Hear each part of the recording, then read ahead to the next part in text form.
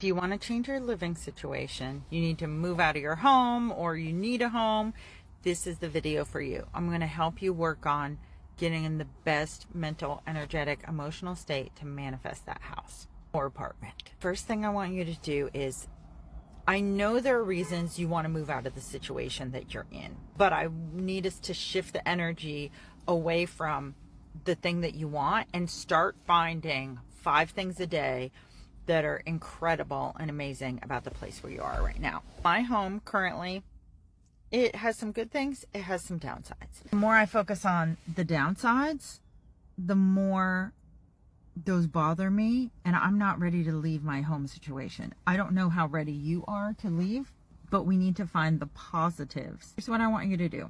If you live in a home that's a permanent structure, I want you to get down to the bare basics and appreciate with gratitude what you have going for you. You've probably got a roof that doesn't leak. You probably have working electricity. You probably have running water. You must have some type of internet. You have an actual mailing address where people can reach you. These are 5 super basic things. You might also be thinking, yeah, but that's way below my standards of what are acceptable, Rachel. I get it. And in order to start shifting you into abundance, to shifting you into gratitude and loving where you live, I want to get you in this state of appreciating every single thing in your life so that you open yourself up to possibilities. Because as you want this new living situation, I want you to be in the best state to have the best one show up. And the way your brain works, the way your mind works, is very good at filtering things. The reticular activating system is the part of your brain that filters in what you see and what comes into your conscious awareness. And those decisions are not made by your conscious mind. Your subconscious and your programming is making that. But by shifting into gratitude for several days in a row, I start to see a difference after only 5 days. But for some of us, it takes a few weeks of doing this. Shifting into that gratitude state, you start seeing different things with your eyes. You're going to start seeing more opportunities and start to realize truly and really what your options are. This week I saw a post about an apartment complex in London where the only people who can live there are single women from ages like 50 and up. Now, this is perhaps an unconventional living situation, but all of these ladies, 40 or however many live in there, they all wanted this arrangement where they do communal meals, they have communal spaces, they all have a small apartment. So they're sharing some of the workload and divvying up some of the tasks, and they own this building together, all of them. Now, you may not want a situation like that, but the reason I'm bringing this up is it's quite possible there's something that's outside of your current frame of reference that's exactly what you want, but it may not be what you're ready to see until you shift yourself in a place to start seeing the abundance of housing options all around you. For the next 7 to 10 days, I want you to every day list 5 new things that you can find out and identify about your place that are great. Already listed 5 things. I'm going to list 10 more things just to get you going. So let's say there are working doors and you have a door to the bathroom that you can close. You have a door to a kitchen or to a bedroom. Hey, that's a plus. Hoping there are no pests in there, rats, mice, cockroaches, termites, whatever. So hopefully your living situation is pest free. Another thing about your living situation is air quality. I'm assuming you can breathe the air in this place. It's not toxic fumes. It's not fire damage. It's not underwater. So you can breathe the air there. You can drink the water there. And again, I know I'm going basic for right now to get you tapped into there are things that you're taking for granted. And of course, we don't just want to stay with super standard, super basic living situation. I want you to move beyond, even into your wildest dreams. And first, I want you to change your perspective of how you're seeing the situation. Other things that are positive, you have some food in the fridge and in the pantry. You have things that you enjoy, either furniture or clothing or art on the walls. You have a place where you can go to get away from the world. Even though I like to be around people, I'm largely introvert. So my home is my sanctuary. I like to go there to be quiet, to step away from everybody, to have my sanctuary space. Even if it's not the sanctuary you're aiming for ultimately, your home is a place where you can get away from some people. You can have a break. You can have a quiet corner to go to. The first home that I lived in, that my husband and I purchased, had no insulation, no heating, and no AC.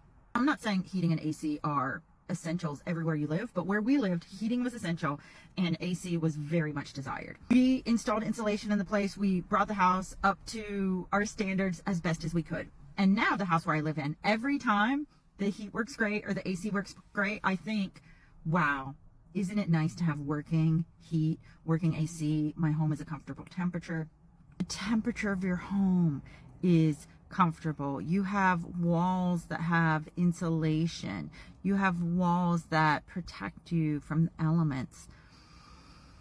All of the things that you picture in a home, that you love in a home, that make you feel home, after you've done 5 things of gratitude every day for your home, I'd love if you could think, what's one thing you could do to make your current situation a little bit better? Is that make a meal, bake some bread? Is that clean a section of the house that needs cleaning, dust off baseboards or wipe off windowsills? Is it wash a window? Is it declutter and have less items in your home? Is it fix something? I have somebody coming to fix parts of my home today. What are the things that you can do to improve it, that you could do in a day, that will make the environment feel more enhanced for you? The last thing is a 2-parter. So I want you to, for 30 seconds a day or 1 minute if you can, really visualize and feel in your body and picture, with as many pictures and ideas in your mind as you can, what you picture this ideal home setting that you want to live in to be like. How does it make you feel? How do you feel when you walk in the door? How do you feel when you lay your head down on your pillow? How do you feel when you pop into the bathroom? All of those things. So visualize it in your mind. Picture it. If you can do it for 30 seconds, great. If you can go longer and do it for a minute, keep those feelings positive, invigorated. And then after this 30 seconds or a minute, I want you to put yourself in a receptive state and be receptive to what are the nudges from spirit, from God, from the universe, regarding what can you do today to move closer to having that feeling as your physical reality that happens most of the time. And notice what nudges come up. Yesterday in meditation, I asked for a nudge about what was one action I was supposed to take that day. The action that I was given was something that was outside of my comfort zone. Not radically outside. It's something that I knew I was going to be uncomfortable about. And so I coached myself for the next hour or so after that. How can I do this in a way that'll make it more comfortable? How can I do this that's going to feel right for me? That's going to feel okay in my heart. That is me pushing out of this comfort zone, but still being okay with it. I rehearsed it. I pre-planned it. And then I did the action that I received in my intuition. And it actually went really well. One of the reasons it went well was because I rehearsed it and pre-planned. So listen to your intuition. Listen to that nudge of what's one small thing you can do today. Whenever I ask intuition, it's typically something that could be done in 5 minutes, in 10 minutes. And like I shared, it's probably going to be outside of your comfort zone. It's probably going to be something you don't expect. It's probably something that's going to make you uncomfortable. So coach yourself through, how can you do this in a way that's more comfortable? How can you do this in a way that makes you feel good? What perspective and energy and attitude do you need to do this thing to make you feel good? Feel free to comment below or message me if you want me to help you come up with self-talk with coaching for how to get you to do the thing out of your comfort zone. This is my sweet spot. This is what I love to do. This is what I love helping people coach through, is shifting that perspective so you can lean into the things that are just outside of your comfort zone, that are moving you closer to the things that you deeply desire. I'm Rachel Strivelli. I'm a psychic. I love helping you, and thank you so much for sharing with me what you're going through and what you want me to help you shift your perspective on.